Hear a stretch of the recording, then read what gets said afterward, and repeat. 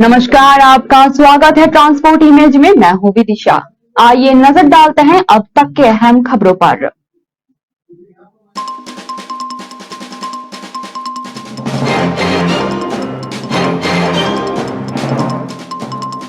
Patna airport पर pilot की सूझबूझ से बची 170 की जान। प्लेन लैंड करते वक्त पक्षी से टकराया।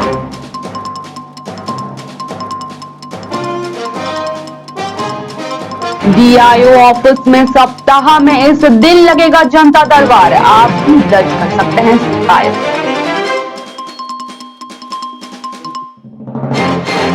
ये खास नजदीक सेल्फ डिफेंस को तैयार हो रही पूर्णिया की लड़कियां कोलकाता में जीते 9 मेडल।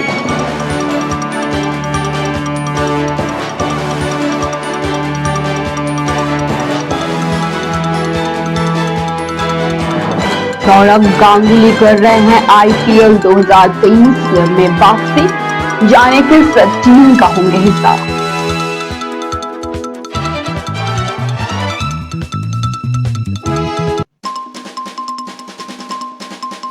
ग्रेटर नोएडा में भी दिल्ली जैसी घटना। कार सवार युवक ने 3 छात्राओं को मारी टक्कर।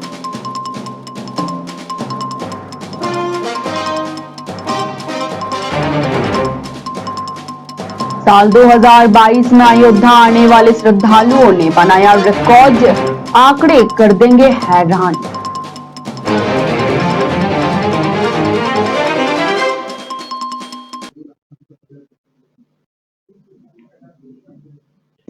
आइए जानते हैं खबरें विस्तार से। बिहार के पटना एयरपोर्ट पर एक बड़ा हादसा होते होते बच गया। यहां पर गोएयर के विमान से एक पक्षी टकरा गया। फिलहाल सभी यात्री सुरक्षित हैं। जानकारी के अनुसार मंगलवार को गोएयर की फ्लाइट बेंगलुरु से पटना की ओर आ रही थी। इस दौरान विमान के पंखों से एक पक्षी टकरा गया।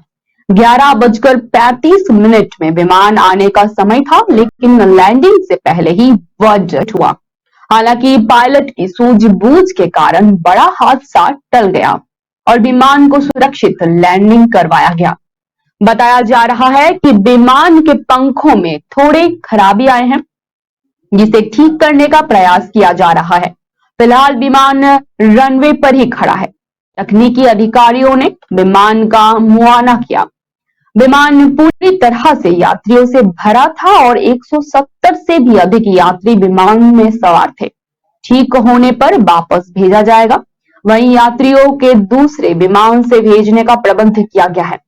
बताते चले कि पटना एयरपोर्ट पर फिलहाल 40 जोड़े विमानों का परिचालन हो रहा है। हालांकि मौजूदा समय में घने कुहासे के कारण विमानों का परिचालन काफी प्रभावित हो रहा है। विजिबिलिटी कम होने के कारण रोजाना विमान लेट हो रहे हैं। खासकर सुबह और देर शाम को आने वाले विमान काफी प्रभावित हुए हैं।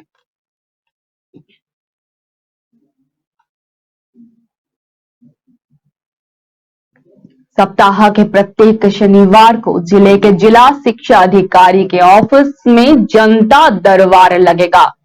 इसमें शिक्षकों के अलावा आम लोगों की समस्याओं का निपटारा भी किया जाएगा। पूर्व में महीने के पहले व तीसरे शनिवार को ही जनता दरबार लगाया जाता है, जिसमें शिक्षकों की समस्याएं सुनी जाती थी। शिक्षकों के वेतन भुगतान से संबंधित गड़बड़ियों और पेंशन से संबंधित समस्याओं का निपटारा किया जाता था। हालांकि पहले व तीसरे शनिवार को अधिकतर समस्याओं का निपटारा नहीं हो पाता था। इसे देखते हुए अब प्रत्येक शनिवार को जनता दरबार लगाने का निर्णय लिया गया है। दोपहर 2:30 पर और से शाम के 5 बजे तक पेंशन व वेतन से अलग मामलों, मध्याह्न भोजन, सर्व शिक्षा अभियान, शिक्षक नियोजन, छात्रवृत्ति और पोशाक वितरण से संबंधित मामलों का निपटारा किया जाएगा। इसके अलावा शनिवार को लगने वाले जनता दरबार में अब आम लोगों से मिलने वाली शिकायतों का भी निपटारा किया जाएगा। जिला शिक्षा पदाधिकारी की माने तो अब प्रत्येक शनिवार को किसी भी कर्मी को छुट्टी की अनुमति नहीं मिलेगी। प्रत्येक शनिवार को किसी भी संभाग के किसी भी कर्मी की छुट्टी डीआईओ के अनुमति के बिना स्वीकृत नहीं की जाएगी। सभी बीआईओ के निर्देश दिया गया है कि प्रत्येक शनिवार को दोपहर 1:30 बजे के बाद अपने प्रखंड कार्यालय में मौजूद रहें। साथ ही डीआईओ की ओर से दिए गए निर्देशों पर त्वरित कार्रवाई करते हुए उसी दिन शिकायतों का निपटारा करने का प्रयास करेंगे। यदि किसी कारणवश निर्धारित जनता दरबार में किसी भी समस्या का समाधान नहीं निकला, तो ऐसी स्थिति में उसी दिन समस्या के निपटारण के लिए एक तिथि निर्धारित की जाएगी। निर्धारित तिथि से पूर्व समस्या व दावे का निपटारा किया जाएगा।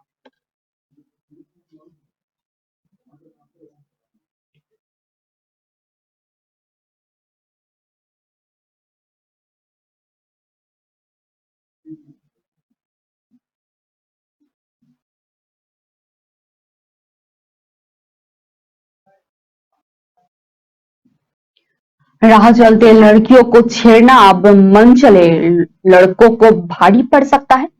लड़कियां अब खुद को सशक्त बनाने की दिशा में कदम बढ़ा रही हैं। इसी क्रम में पूर्णिया की लड़कियां भी कराटे में महारत हासिल कर न सिर्फ अपना सेल्फ डिफेंस कर रही हैं, बल्कि राष्ट्रीय स्तर पर भी परचम लहरा रही हैं। पूर्णिया के कई लड़के लड़कियों के कोलकाता में आयोजित नेशनल ओपन कराटे चैंपियनशिप में दूसरे से लेकर चौथे स्थान लाकर 9 पदक हासिल किए हैं। दरअसल पुणे के ब्लैक बेल्ट कराटा गुरु प्रीतम कुमार के पास कराटा सीख रहे करीब 30 लड़कियों का हौसला काफी बुलंद है। लड़कियों का कहना है कि कराटा सीखने से उन लोगों में कॉन्फिडेंस आता है। वो सेल्फ डिफेंस तो सीख ही रहे हैं, साथ ही अगर राह चलते कहीं मनचले उन्हें छेड़ेंगे तो उन्हें भी वो पल भर में सबक सिखा सकती हैं। कराटा सीख रही रूबी का कहना है कि कोई कई लड़कियों को कमजोर ना समझे, इसलिए वो कराटा सीख रही हैं। समय आने पर मनचलों को सबक सिखाने में भी वो सक्षम है।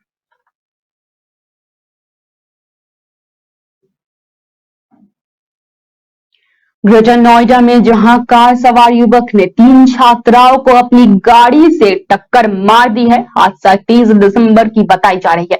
इस हादसे में बीटेक फाइनल ईयर की एक छात्रा गंभीर रूप से घायल हो गई है। बीटेक की छात्रा हादसे के बाद कोमा में चली गई है। छात्रा के सिर और पैरों में काफी गंभीर चोटें आई हैं। इसके बाद उसे आईसीयू में भर्ती करवाया गया है।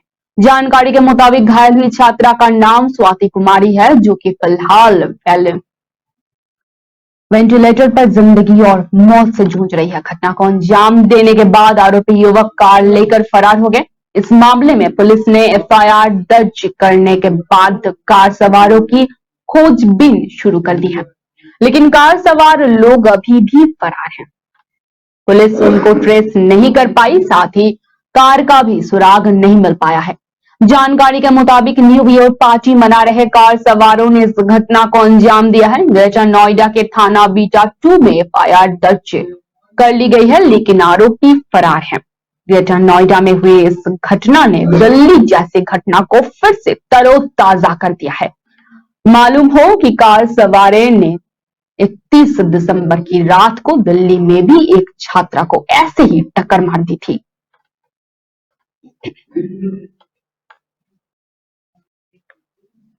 भारतीय क्रिकेट कंट्रोल बोर्ड यानी कि बीसीसीआई के पूर्व अध्यक्ष सौरव गांगुली दिल्ली कैपिटल्स के क्रिकेट निदेशक के रूप में फिर से वापसी करेंगे। आईपीएल सूत्र ने सौरव गांगुली के दिल्ली कैपिटल्स के जुड़ने की जानकारी दी है। समाचार एजेंसी के मुताबिक कहा गया है कि सौरव गांगुली का दिल्ली कैपिटल्स फ्रेंचाइजी का क्रिकेट निदेशक नियुक्ति किया जाना तय है। पूर्व भारतीय कप्तान बीसीसीआई अध्यक्ष का पद संभालने से पहले आईपीएल 2019 में सलाहकार के रूप में फ्रेंचाइजी का हिस्सा थे। दिल्ली कैपिटल्स ने पिछले दिसंबर में आईपीएल नीलामी में 5 खिलाड़ियों को खरीदा, जिसमें मुकेश कुमार उनकी सबसे महंगी खरीद थी। उन्होंने ईशांत शर्मा के रूप में पेस विभाग में अनुभव जोड़ते हुए फिल स्टॉल, रीनी राउसी और मनीष पांडे के साथ अपनी बल्लेबाजी को भी मजबूत किया है।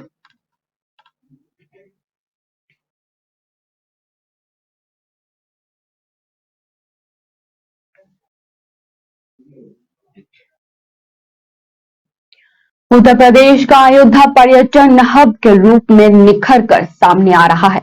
यहाँ भगवान राम का भव्य मंदिर निर्माण किया जा रहा है। इसके कारण अयोध्या में पर्यटकों की संख्या में भी लगातार बढ़ोतरी देखने को मिल पा रही है।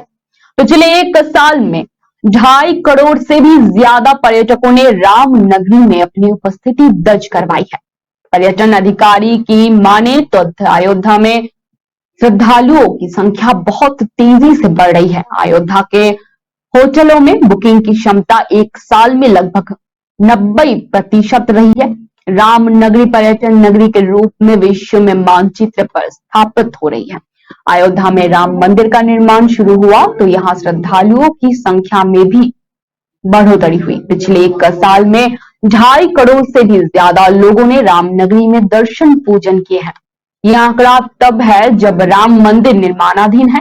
माना जा रहा है कि मंदिर निर्माण के साथ इस आंकड़ों में दोगुनी की वृद्धि होगी। बीते दिनों में दीपोत्सव से बने कीर्तिमान ने अयोध्या को विश्व मानचित्र पर पुनः स्थापित किया है। मंदिर निर्माण से इसमें 4 चांद लग चुके हैं। अब शहर की सड़कें चौड़ी की जा रही है, साथ ही जगह जगह श्रद्धालुओं की मूलभूत सुविधाएं बढ़ाई जा रही हैं। पर्यटन अधिकारी आरपी यादव बताते हैं कि अयोध्या पर्यटन नगरी के रूप में विश्व में स्थापित हो चुकी है। होटलों की बुकिंग में भी 90% की बढ़ोतरी हुई है।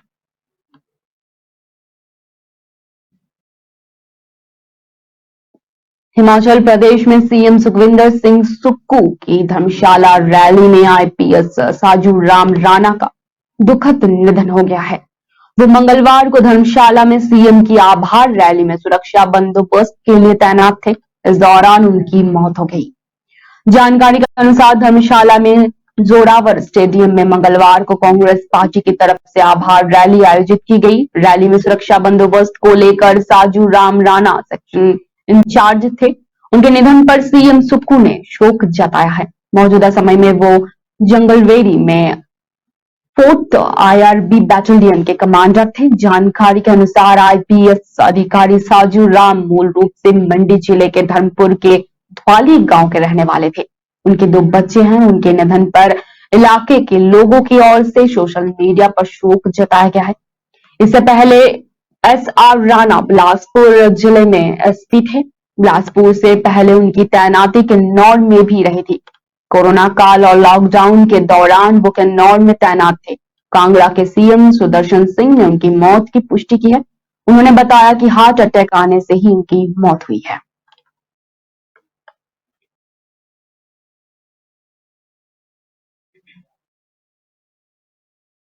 हिमाचल प्रदेश में एक बार फिर से भूकंप आया है।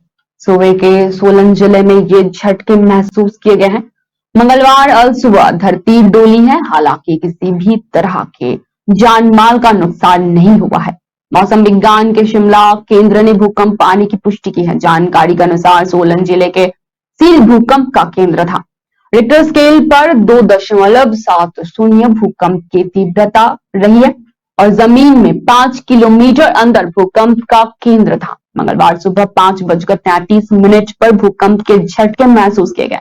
भूकंप का असर केंद्र से 43 किलोमीटर तक रहा है। इससे पहले 31 दिसंबर 2022 को मंडी जिले के सुंदरनगर में भूकंप महसूस किया गया था। हालांकि ये भी हल्का भूकंप ही था और रिक्टर स्केल पर 2.80 तीव्रता रही थी। इसके करीब 44 किलोमीटर के दायरे में झटके महसूस हुए थे। इस दौरान भी सुबह सुबह ही धरती डोली थी और 5:51 पर यह भूकंप आया था।